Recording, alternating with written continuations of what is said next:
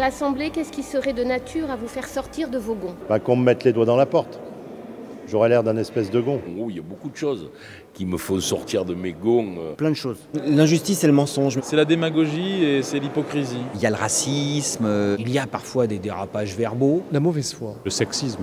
Tout. Il y a la violence verbale. Ça peut être y compris, disons-le, entre collègues d'un même groupe ou d'un même parti. Quand j'entends une ministre, parce qu'elle a une jupe, se faire moquer et hurler, franchement, ça me fait pas rire du tout. Lorsqu'il y a des attaques personnelles. Je déteste les attaques personnelles. Des attaques soit sur le physique, soit sur ce qu'on est en termes d'identité. Les stéréotypes. L'indifférence.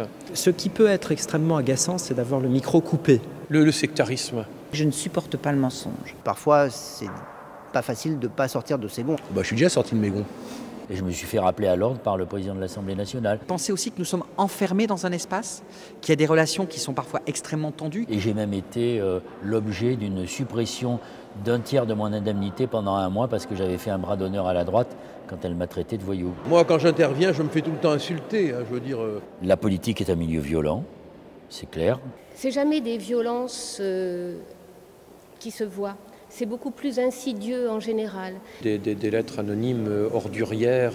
Des propos vils, parfois désobligeants. Quand on menace votre famille, qu'on vous traite de tous les noms. Ah, vous savez, les mots peuvent être durs.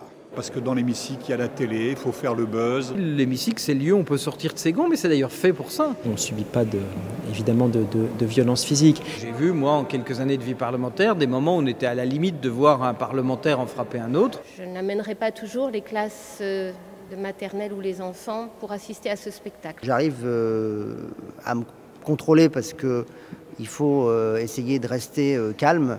Mais parfois c'est difficile. Les huissiers sont d'ailleurs assez bien organisés parce que dès que la violence monte, comme par miracle, vous avez une cohorte d'huissiers qui vient protéger celui qui est la cible de cette violence. Mais je pense qu'on pourrait aller jusqu'à des coups. Pensez que sur tous les sujets, il y a aussi une certaine théâtralisation. C'est des gens comme Christian Estrosi, par exemple. Il faut, si possible, faire la une du 20h sur un incident vis-à-vis du gouvernement. Il intervient 1 minute sur un amendement, il s'en va sans attendre la réponse. Vous savez, les spécialistes qui viennent dans le débat parlementaire qui va durer 42 heures, juste 5 minutes, faire un incident et s'en aller. Et nous, à l'Assemblée, comme les gens nous regardent et qu'en plus on représente le peuple français, si on a des comportements indignes, c'est terriblissime. Ça me permet une attention particulière pour Marion Maréchal Le Pen ou Gilbert Collard, par exemple. Il faut le faire quand même, d'être seul dans un hémicycle, quand tout le monde hurle, crie, insulte, et tenir bon, à la longue, ça finit par faire plaisir.